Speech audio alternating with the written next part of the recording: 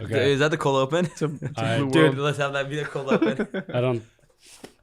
I mean, maybe. Yeah, sure. All right. Driveline R&D podcast. Driveline research and drinks. We do Anthony something. Brady, Alex Caravan, Kyle Lindley. Here today with episode 6. 5, bro. 5. Remember Episode the 5. one last week that we talked about really privately about all our personal lives? We're not airing that one. Oh, okay. Yeah. So it's episode 5. Episode 5. Hopefully this time with video. Apologies and better audio. If we're doing video, I'm taking out my hair. Messed up that one. Yeah. I mean, technically, the viewers haven't seen you since half beard, half mustache. Yeah. Oh, So, so big. Repping some Red Sox as well. Some Red Sox? Cincinnati Reds. It's a Born to baseball baseball. team. We have a couple, less prominent driveline people associated with the Cincinnati Reds right now. But we're still hoping to do well. Probably Obviously, it like- doesn't reflect too much, but As far as Kyles go, less important named Kyle people. We have the most important Kyle here. and the least important named Eric's, I think, as well. Yeah, no question there. Like Eric Kozak's still in the facility. Shout out Eric Jagers, Eric Kozak, Cozy Shack. Okay, yeah, episode 5. What are we drinking? I don't Black even know. Raven, Trickster IPA. Today's beer supplied by Lindley. Thank you, by the way. Even though I just lost a bet. We bet on never mind. Anyways, yeah, so Black Raven Trickster IPA. Citrus and piney. I don't even know where Black Raven's from. Is that It's- local? yeah, dude, it's, it's it's a a neighborhood, Washington same beer? neighborhood, bro. Yeah. Yeah, same neighborhood. Same neighborhood. Black as the Raven, Tropic it's is. next to Capitol Hill. It's Red- Black Oh, it's Black Redmond. Raven, Yeah, yeah. Black Raven Okay, Hill. Washington. Pretty fire. Have you gone out in there? Good one. Black Raven Hill. No. Caravan's just blatantly lying about Seattle suburbs. Redmond, Washington. Redmond, Washington. Okay. Episode 5. It is March. Happy March. March 8th, 2020. This podcast last is March gonna be 8th. This podcast is going to be live tomorrow, Monday at noon, as always. And what do we got? What's going on? You sprint. New sprint. I haven't sprinted with you for a couple weeks, dude. Remember your hammy hurts. It's new sprint tomorrow. Oh, man. We're okay, gonna sprint okay. tomorrow. Well, I'm actually down. If we do it in sprints. person, I'm down to run some Do you sprints. actually know what sprint number it is? Is it sprint 9? 9, Nine, yeah. yeah. 54 weeks. Damn, 9 sprints. That's crazy. Quick math. Yeah, That's crazy. that is crazy. Almost a actually. year of sprints. No, But more, because we have those like week layovers too. Oh, yeah, dang. What's a sprint? Yeah, sprints. Usually a 6-week period where we kind of as a department get together and kind of map out what projects we have. Since it's really important, we can get kind of lost in a shuffle, which still happens every time. Anthony and I were just talking about how our sprint deliverables from last sprint are just going to be like so many carried over because we had stuff like Modus and like software tools getting pushed deadline wise and all this kind of stuff. But ideally, we do our best to project going forward what we have time for in the next couple of weeks. What each like kind of sub wing of the R&D department does, and then like how we're gonna do it, like what the deliverable is gonna be, whether a blog, whether a tool release, whether like turning it over at a certain point to someone else. But, Just trying to like iron out more like micro deliverables and like chunks as opposed to just like having a to-do list of a billion things that are like year-long projects. Yeah. Which It's just nice to like reprioritize everything. Like Yeah. get back together and add new projects, postpone projects, figure out what like needs to continue being a priority or needs to be a new priority. It's very hard to tell actually how successful each phase of our project management has been, because we were talking about this the other day. How like, I mean, 2 years ago we were putting sticky notes on a whiteboard. Yeah. We had like a each of our names. physical scrum board. Yeah. We had our names with like vertical lines drawn across, and then Literally like an episode of Silicon Valley. we would write. Weren't there colors too? Yes. Yeah. Color-coded sticky notes. But it just ran out of. We stopped color coding like 2 days in because we didn't have an equal amount of like each color. You know what I mean? So everything like I only had blue, dude. So I was putting all mine blue. I don't even know what it meant. I thought you were gonna say because we didn't get the projects done, so we like only have new project colors on there. So we ran out. Yeah, where's the finalized color? Yeah. Don't worry about it, dog.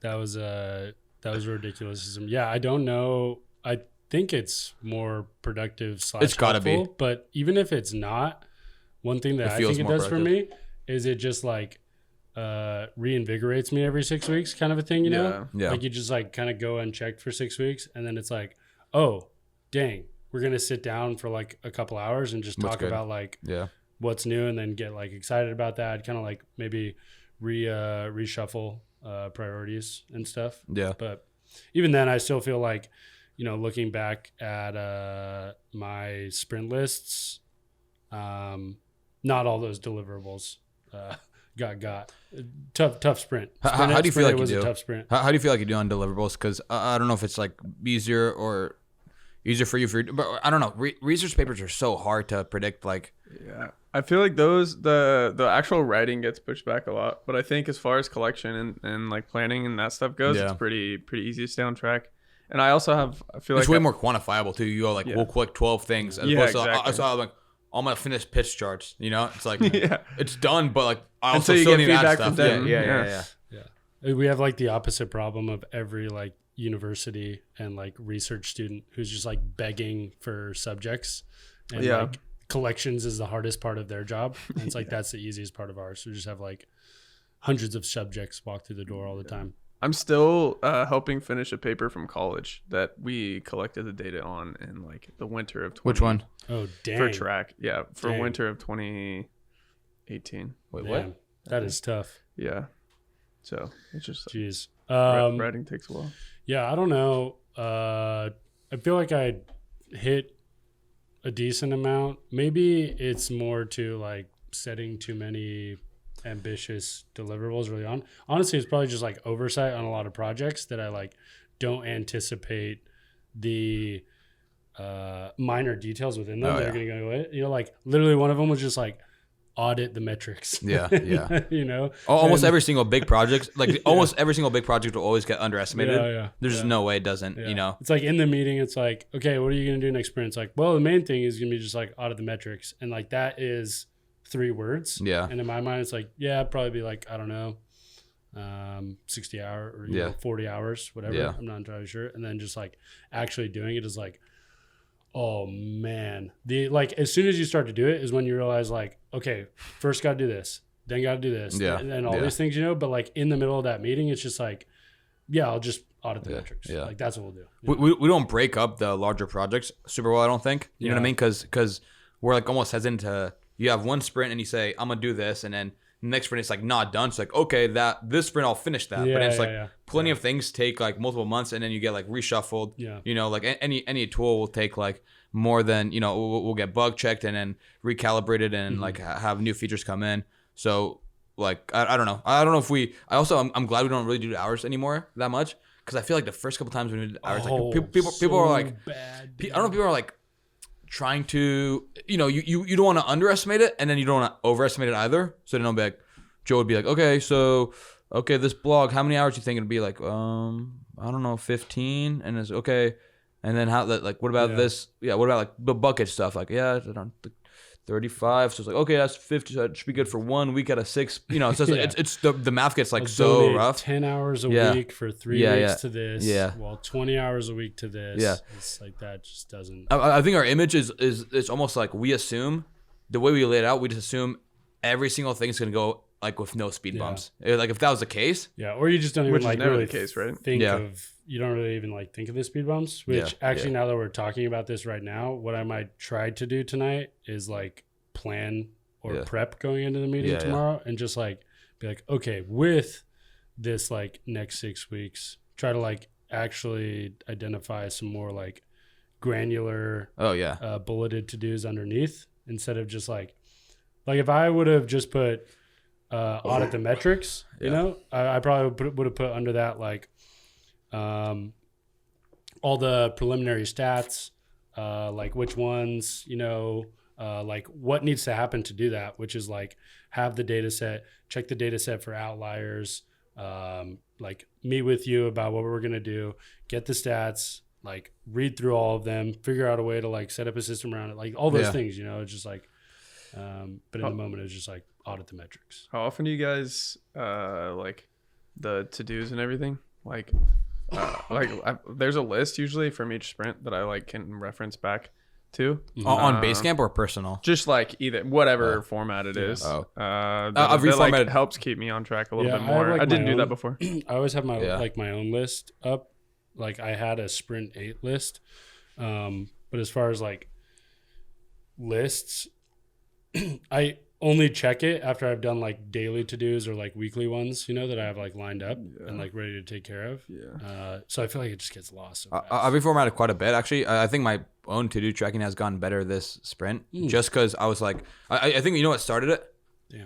What? I like even You're now. looking at Just it now. looking You're at like, it, I gotta cut the podcast. I gotta start working. there are actually 3 things on here that are done that I haven't checked off that I've had done for like a bit. you know? So it's like, oh, okay, I could have just done that. Well, what I was gonna say is, what actually, no joke, helped me like get better project management was when I went to Spain. I kind of like, first off, my sprint got delayed, or my sprint stuff got delayed because I, in the middle of it, went to Spain and Morocco and Portugal. But like going in, I wanted to like tell Joe and you guys like what I was gonna do in Spain because I was gonna work, but also like I have limited bandwidth, so I don't want to like be like get lumped in with like or get new stuff thrown at me. Yeah. So I came up with like very discrete things that I thought I could do like with poor Wi-Fi or while traveling. Right. And I like structured that, and I just kind of kept rolling with it when I came back from Spain. Yeah. So the way I do, I kind of do how like a rough like essay outline format almost. So you have like the main categories, and then under them you have like bullet points, and then cross stuff off. Yeah. And I've gone much better. Now I'm giving like stuff to people. Now I'm outsourcing. 100%. I'll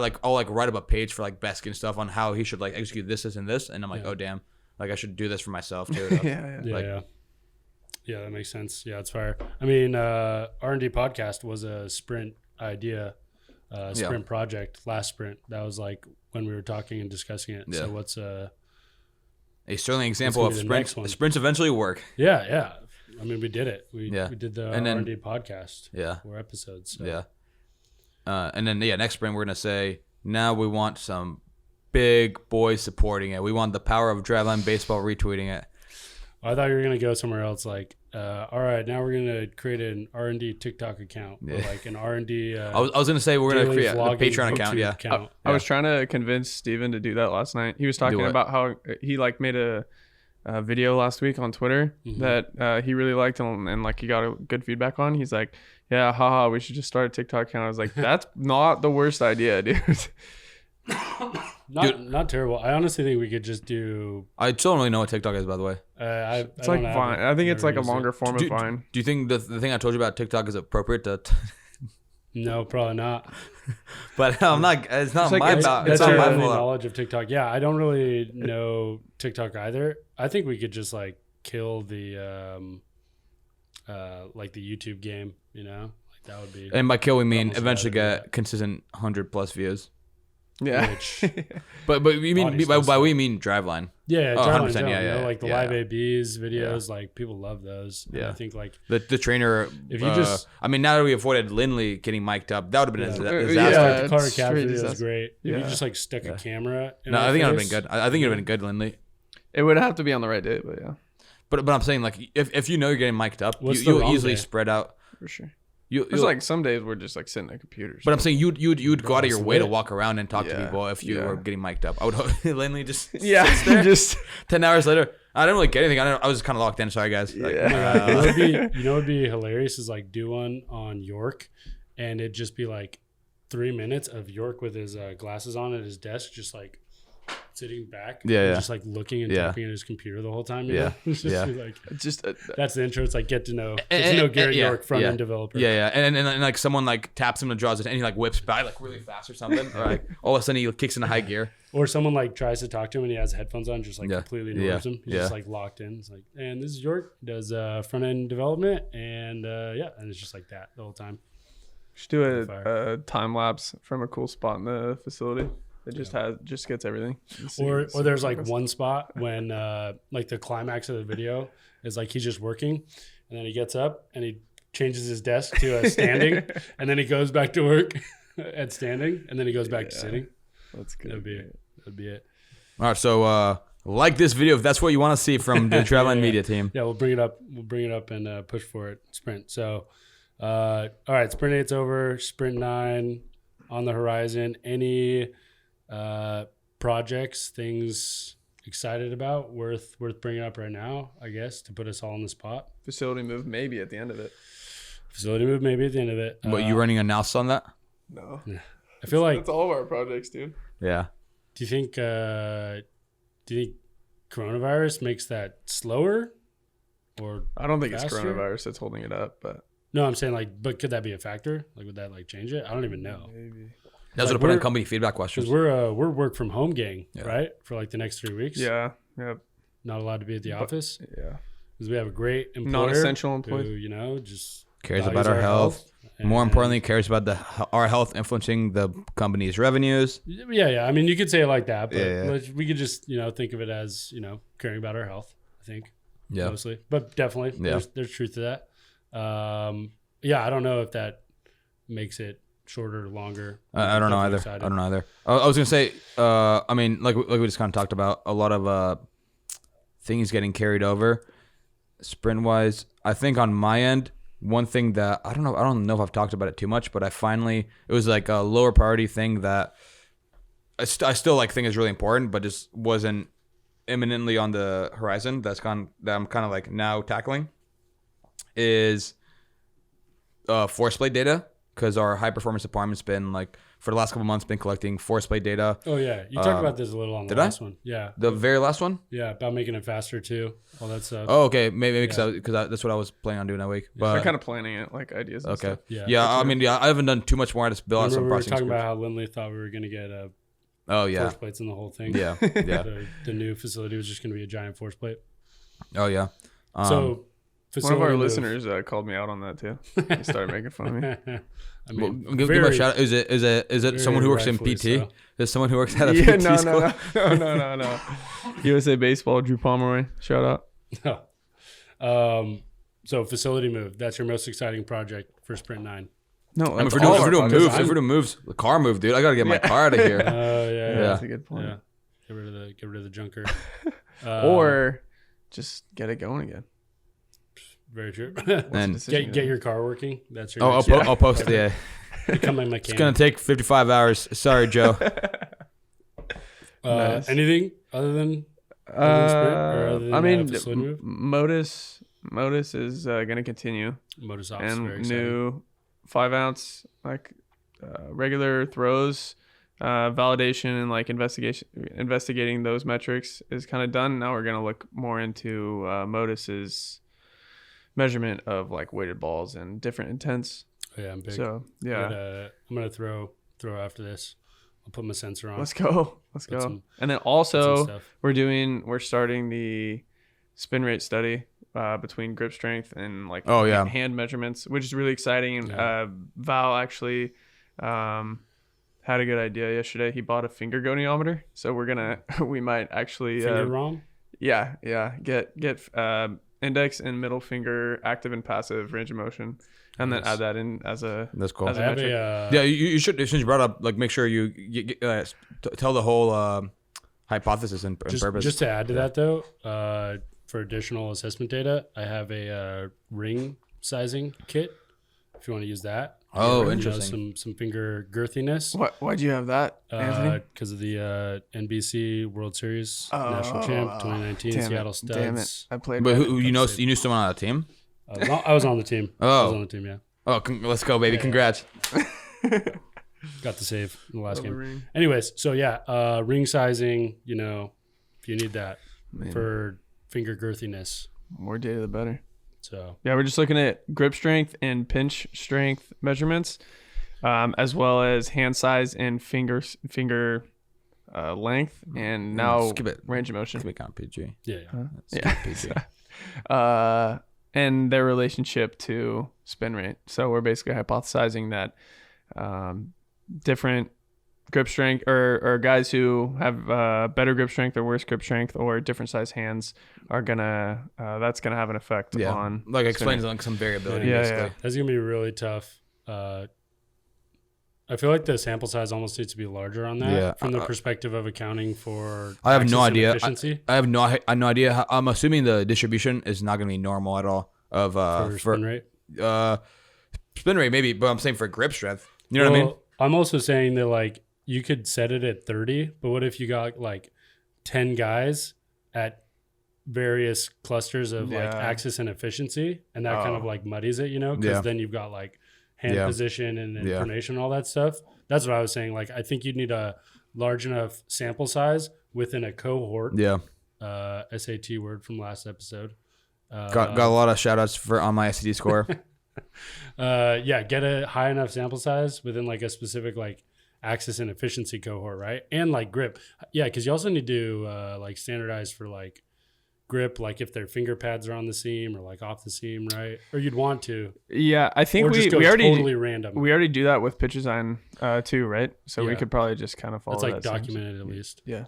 Yeah. Interesting. That's really, yeah. I mean that's pretty cool. That's exciting. Yeah, that's the big new project. I think along those lines is the Rapsodo kinematics studies process. Right? No, it's not processed yet. We're getting it processed now. What about weighted ball mount?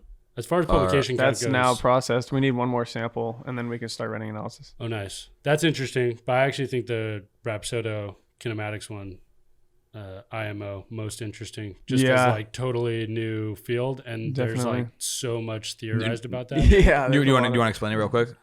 Just basically, we have like a bunch of paired pitches of motion capture data with Rapsodo fastball data, just to get like a better idea of spin axis, spin rate, efficiency, and maybe its interactions with like timings of internal rotation, elbow extension, pronation, all of those things.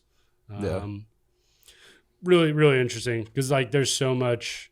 That's kind of like the one area of pitch design that most people think you can't really change is fastball, like spin axis stuff, you know? Mm-hmm. Like that's just like set. Or even just based spin on rate, like slot.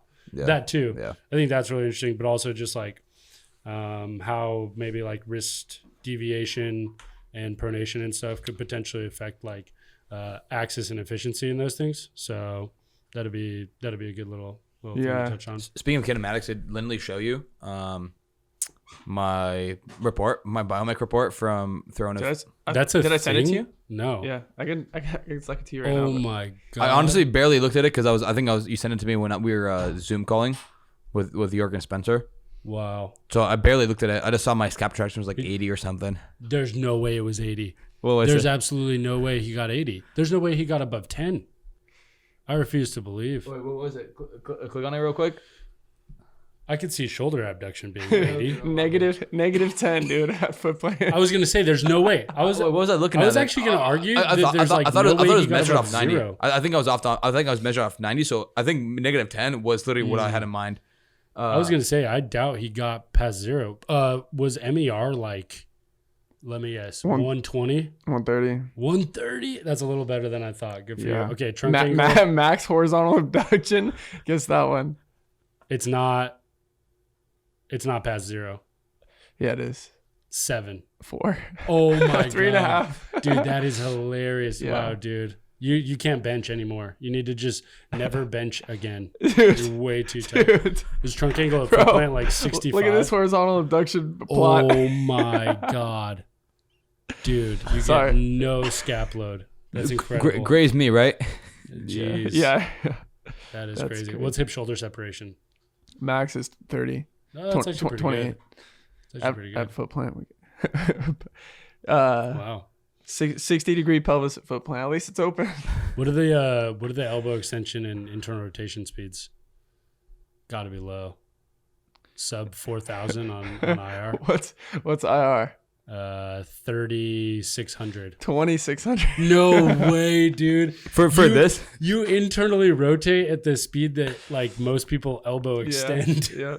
That's insane. His trunk velocity is not terrible. It's 1,100 and then that's all he's got, dude. Yeah. That's all he's got. Yeah. That's incredible. I was gonna say to give you. I mean, we kind of went velocity. 67. That's not bad. We kind of went through. I mean, I told you, bro. The hardest one I threw it in my foot on the rubber. That's hilarious. That's hilarious. Yeah, actually, we already went through, but this would have been more fun if we had waste of motion capture work. If we'd given the listeners some perspective on what the actual numbers should be for a normal thrower. Yeah, we might need to do a whole episode breaking down your mocap report. That's what we'll do. We'll get the bucket system set up. Yeah. Get like all the new buckets in there. See where it falls. And then we'll put you in there. I'll be a test subject, we'll see, yeah. We'll see where you lie. Okay, so you have 97 inefficiencies. You need to do it'll be like it'll all like bounce down, be like, it doesn't really matter. Just choose whatever drill you want. Honestly, man, you're gonna get benefit from all of them. You breathing, you're getting better. It's literally impossible for you to get worse. Or at least, not getting worse. Okay, that's fire. Rapsodo, kinematics. That's a huge field. I think that's definitely the next frontier of pitch design. Yeah. Is, the tough thing though, I think, is, and you can tell me if you disagree. It's just like, it's maybe the next frontier for us because we have all this database for biomechanical values. And we have so many values of like Rapsodo data and like so many different players that have gone through each, have tried different grips, different cues. I don't know. Like, you know what I mean? Like if it's a deliverable to someone else, like a team or a individual or something, I don't know how like easy it is for them to digest a potential. I'm kind of getting ahead of it because we don't have anything yet, but a potential kinematic, like, okay, that person's probably cutting the ball because their angular velocity falls between this and this, Yeah. How are they going to like adjust for that back home? Yeah. Or just like when they're at their team, Yeah. I guess I was thinking of it as like, I see research. I see the most immediate use case as based on this person's mechanics, this pitch is impossible kind of a thing. Yeah. Right. Because like if in pitch design, you're like prescribing these changes or like you want to make a certain pitch, you're doing that without the knowledge that that's like even kinematically possible with like the way that they move, right? So I think it'd be, you could be like trying to create a cutter or create a curveball that comes off the hand a certain way with like a certain efficiency, and that might just be like physically impossible with the way that person's arm deploys. And if you could like identify that early on, it'd be like, okay, there's no point in trying to get your curveball to this depth just because of the way like your arm unwinds. Yeah. So instead, we should probably like do this thing. Yeah. That's where I see like the biggest immediate use case, and especially on our end. Yeah. Like you said earlier too, I feel like there's a lot of talk about like, oh, this guy probably cuts his fastball because his trunk's doing this or because of this, whatever. And we can hopefully like either confirm or deny or like, I don't know. Yeah. Just be able to give those like that information more confidently. It's like the movement assessment or the PT table of like, biomechanics reports, like the old thing of like, you might be trying to get someone into a position that they like physically can't get into anyway. It's like that version in pitch design. But then also there's the flip side of it, which is like someone comes in, they've got a banger of a cutter, and it's partially due to their mechanics and then doing these things, and then we're worried about. And then biomechanically, we're like, oh, your trunk opens way too early. You like dump your like front side and laterally tilt a bunch, and we're gonna change that. And then all of a sudden, they lose their like banger of a cutter, right? So now we can, I don't know, adjust for those use cases. I think it's that whole like area and frontier of pitch design. I think is like super fire. Yeah, and I was gonna add like one last thing is like being able to tell like kind of what you're saying about like what's realistic and what's not realistic. Yeah. Like being able to give kind of like parameters towards that. Like I don't think it's gonna be necessarily like you can't do this pitch or just like the utility. Like there's a 10% trade-off you'll ever have these, this pitch dialed, and then it can affect like this pitch you currently have. Because I think that is like a huge reason why some coaches, as far as I can tell, because I'm not personally coaching athletes, but they're like, oh, we're worried about introducing a new pitch here because we're worried it's going to mess up his changeup, which is really good. Yeah. So I think that's a very, very like valid fear, and in theory should be prevalent, especially when you're dealing with like more higher valued arms. Yeah. But like hopefully this will be able to kind of sift through a little bit. Yeah. But again, getting a little bit ahead of ourselves because we haven't, actually like ran through all the data, but that definitely is. I agree. I'm really interested. I think that's one that we could just like spend so much time into, and maybe set the precedent for like going into the summer collecting way more data on it, you know, because the whole idea with the paired data early on was just to start with fastball. Yeah. And then it's like, all right, now let's start to get into sliders and curveballs and all those. Like there's a lot there. So I think that's like sprint 9. That's actually one thing. That's actually one thing I like the sprints for, because I actually forget where we are with all the studies. That's like the biggest discrete takeaway on the spot, because I'm like at the end when we look at 12 out of 20, like, oh, okay, awesome, like I forgot that study was still going on. Yeah. No, I definitely agree with that. I agree. Yeah, that's tight. All right, so that's sprint. Anything topical in the next like week or two, or I guess near future? Exciting things going on. SABR, baby. SABR? Yeah, I'm gonna fill some water. Pitch me on SABR. Give me an intro on SABR. Alex Caravan, I don't know if you've heard on Twitter, presenting. The time slot is 1:45 p.m. on Friday. Presenting at the SABR seminar in Phoenix this coming weekend.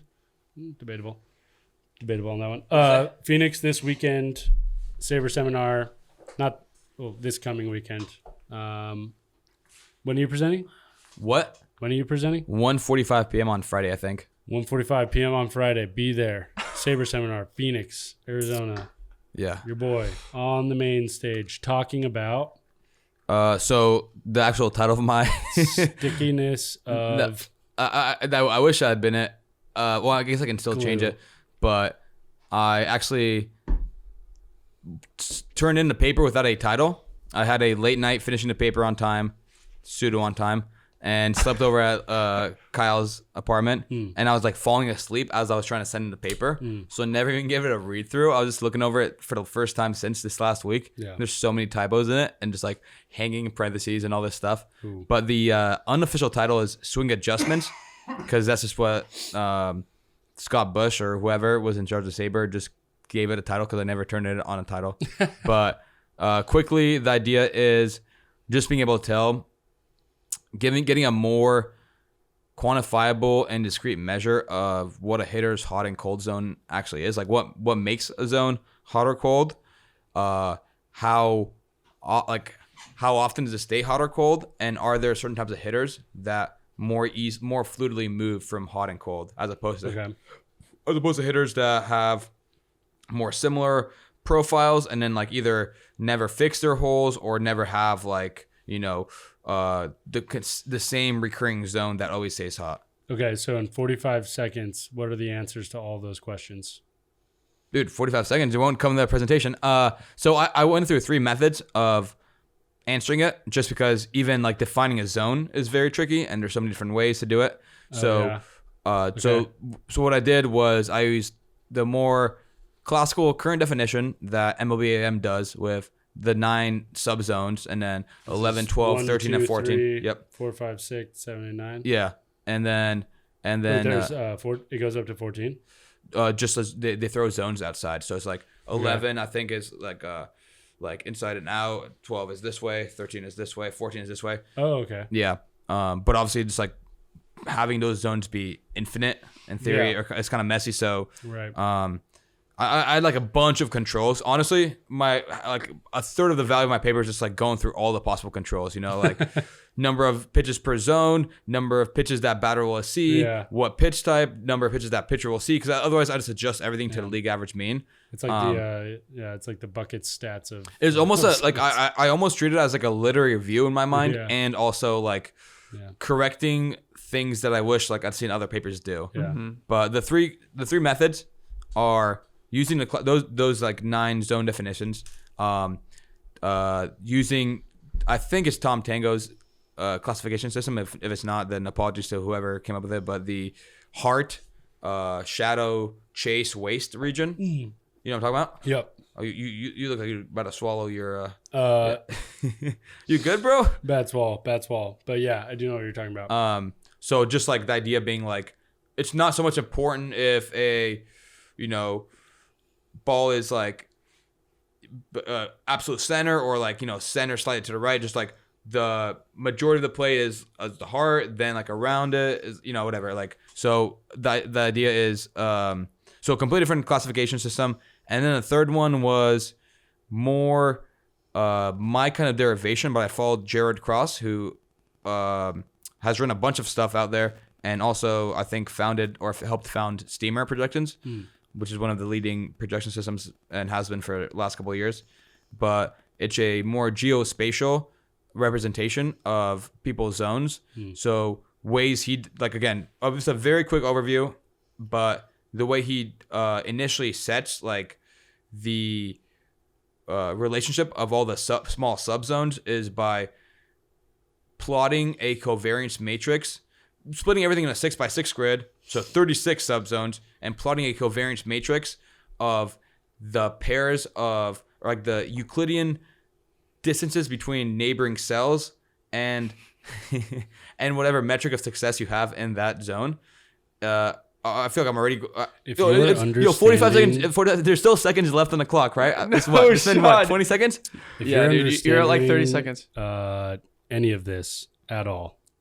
God bless you. Okay, so I feel like I feel like I blew my chance to have anyone come out.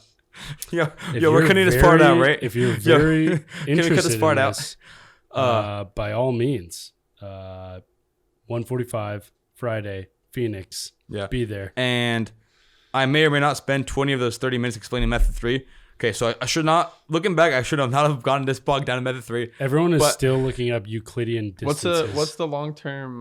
They actually like might still be on covariance. What's the long term like application for?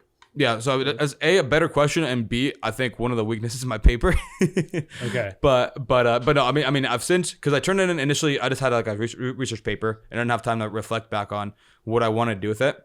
And okay, well, first off, I'll give you the actual answer. I'll give you an answer. Okay. Which I think is not a surprising answer, but it's cool that it's a discrete answer.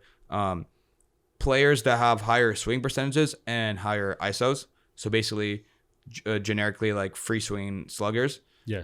are more likely to go through cold and hot zones than other types of hitters. Okay. Based on the parameters I studied, whatever, all that stuff. But by going through cold and hot zones, you mean they fluctuate? They're more likely to have a cold and hot zone and like have that change, you know? Okay. Yeah. Right. Yeah, that makes sense. Okay, so that makes sense to me. I'm a high school coach or like a JUCO coach. And what is something from your research that would be of value to me explained in a way that I can understand? Potentially nothing, because it's all based on MLB data. Okay.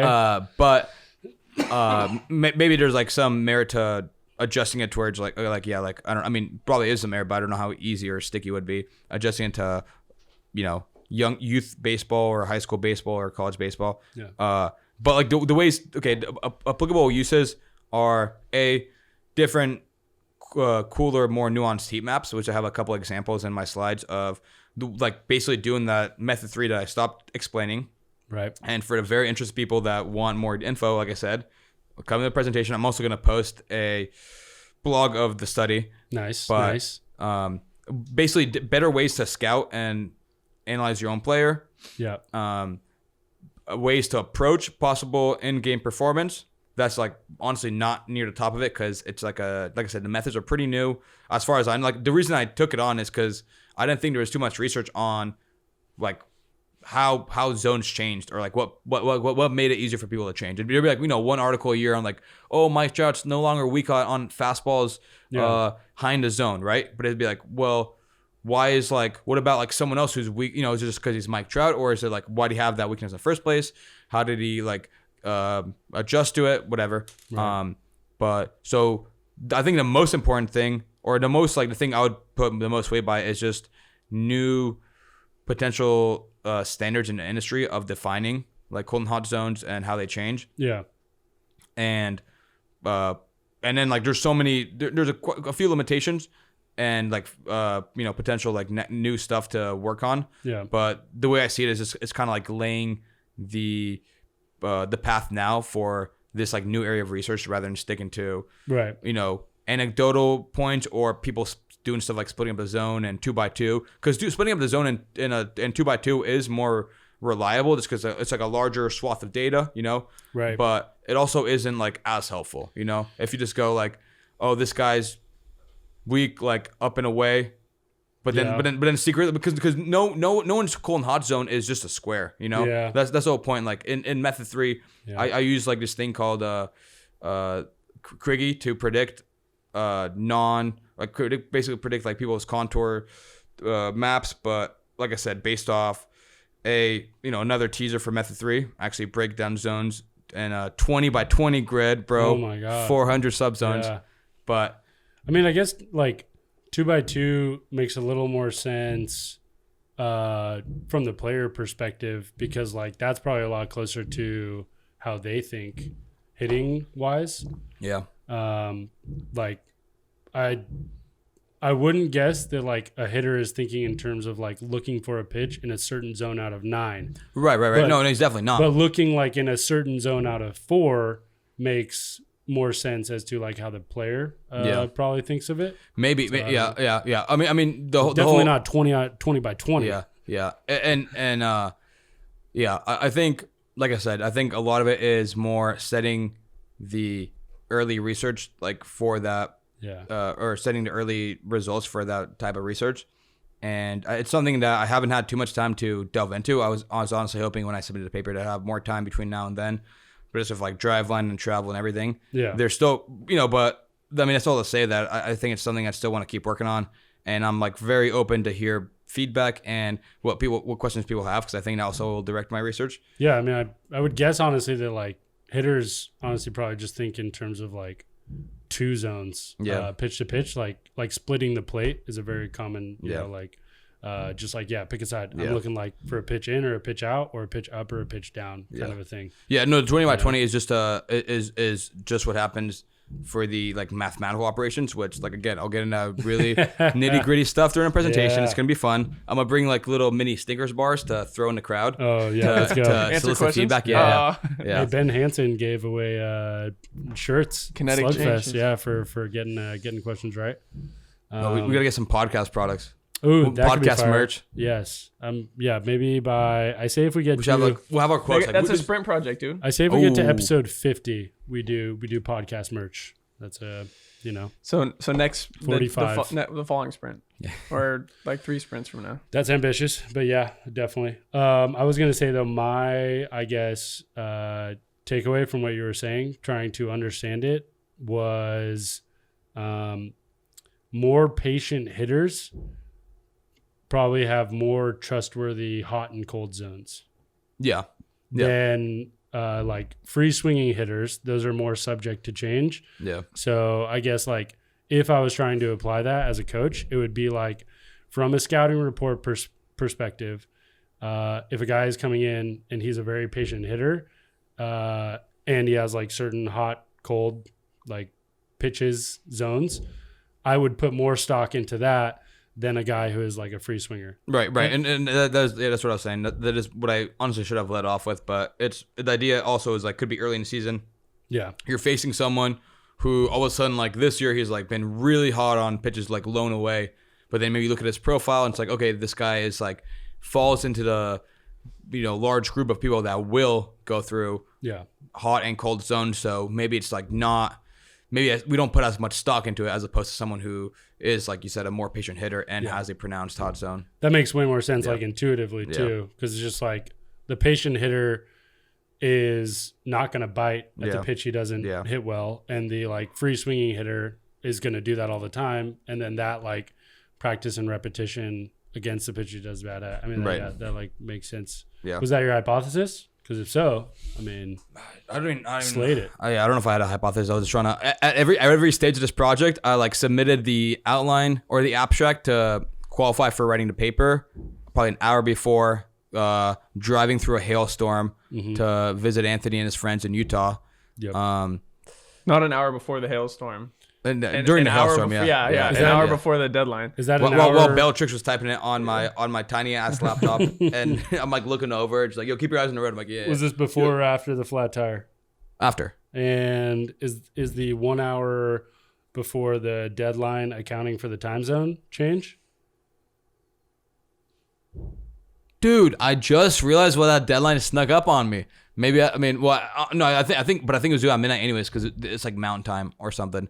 That was always a mountain time. Okay, yeah. Yeah. So if it was midnight mountain time, I think then it was an hour because we stopped at a gas station like I was like I'm not gonna. I was planning on doing it once I got a Sean's, but I was like I'm not gonna make it. Salt Lake, yeah. Yeah. Wow. Okay. And then the paper submitted the night of from Lindley's couch as I'm falling asleep, and then the slides submitted the night of too. I submitted like 3 hours ago, but my brother wanted to like go get food or something, and I knew I had enough time to come back and submit it before midnight, but I was just like, dude, I'm just like being an ass. I feel like, I just feel like the guy's gonna be like, dude, can you not submit? It's like, this is not high school English. Yeah. Can you not submit every single thing at the last second? Yeah. It's just like annoying. Friday is the first day, right? Yeah. That's probably why they had you go, first day. Like, just get it over with.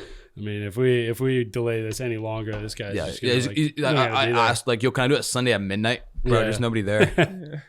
Just like always trying to push it back. Okay, that's tight. And really quickly, I was gonna ask you guys like, because I'm planning on coming and SABR also with obviously we're technically always open for R&D interns and stuff and interesting people that we think would be a valuable asset to the department. And there's like it already is a pretty big networking event. I remember one last year, and myself, Dan O'Coin, and Brady kind of talked to a bunch of people. And I mean, there's gonna be a bunch of people I'm sure that'll be enthusiastic. But what would you guys ideally think I should be looking for in potential people to network with or have as applicants for an R&D spot? What do you got? Well, first, should I tell them to listen to podcasts first thing or what? Yeah, I mean, anyone who listens to this podcast automatically just like gets an interview. Just bring him back with you, like to the hotel room. Yeah. I mean that sure. Bring back to Washington for sure. That too. I mean that's guaranteed. If they listen to the Driveline R&D podcast, it's like it's a lock. It's a lock. There's probably some pretty good potential like academic partners and like other partners as well. I got in addition to like interns. Dr. So selfishly, I'm the most interested in someone who would have like be the lowest amount of like Driveline fanboy and be like the furthest away field from anything. Our current expertise. Yeah, like I'm just saying like the most well-rounded, the most like abstract, like unrelated, unbiased perspective. I think if there's someone who's like interested and that's like a thought in their mind, that would be like fire. Because I just in general, I think that would like if there's anyone that's like gonna come in and just like shake things up, that'd be tight. Yeah. As much as it'd be tight if it was like someone who came in and just like agreed right away with like everything we did and thought the way we did, I'd just be like, another one of us. Yeah, I guess like I don't know, someone who's got like. I mean, we definitely don't. I mean, I think it's underplayed. I mean, we definitely don't always agree on stuff. Like, I'm just saying like that would be in terms of like thinking of that aspect specifically. Like I think that is what is like so valuable and unique about R&D. Is just a variety of like backgrounds and like perspectives accordingly. Yeah. So I don't know. What do you got? I mean. I think it seems like you guys, we might need more like analysts and stuff. So I think it's going to be a good opportunity for that. For like helping with tools and general analyst stuff. Because right now I feel like our biomechanics is pretty strapped right now. Yeah. East Coast accent probably. I think it's pretty fire. Like whenever Dan gets mad, like East Coast accent could be chill. I mean, Dan. I mean, if we're trying to go more global, I'm super in on that. Yeah. But like where South Africa, I think that's really fire. Oh. Okay, so if you find a South African, African applicant analyst who's a fan of the podcast but doesn't agree with everything we say, hates Driveline. Yeah. Only likes our podcast. But only likes our podcast. Likes our podcast. That's the person. Okay. If that person's out there, like, And if they're not, I'd recommend fake it till you make it. If you approach me and do a South African accent, I might fall for it. So just keep rolling with it, and then we'll see what happens. I'm actually really down. Okay, real quick, this is how we'll end it. Let's set an over-under for amount of people that, while talking to you, bring up the R&D podcast at SABR, and then choose our sides. Okay. Like, what do you think? Like, how many people? There's 3 of us. One of us chooses an over under, and another 2 people bet on it, or say choose an over or the under. You know. Okay. And we should have the over under and the 0.5. You know, so you can do it clean. Yeah. So who wants to? Okay, I need to know how many people were at the last one. It should be between Lindley and I. You should set it, and it should be between Lindley and I because you know SABR, and you know the people there, so you definitely have the most. I was hammered last time, man. Okay, how many people were there last time? I think I would guess there's probably 200 to 300 tickets. Okay. But at the networking event, pretty good amount of people. I would guess probably 80 to 100. Okay, what do you think is? But then people can come up to you. People come up to me and Dan and talk like in between talks. Okay. A few people. Okay, what do you think a good over under is? Dropping the R&D podcast. Yeah. Being like, hey, listen to the podcast. Yeah. Or they just like any reference at all? And I'll say before, I'm planning on being pretty social. Nice. So I'm saying I'm gonna be talking to people. I said an over under like 2 and just like be running around. I'm just like, I didn't go to networking. I only came for my speech. People were trying to ask me questions. You were late to that too. Yeah, how's this applicable to anything else? I don't know, man. Leave me alone. Hey, by the way, I love I don't care. Yeah. What's method 3 again? Fuck off. But I'll say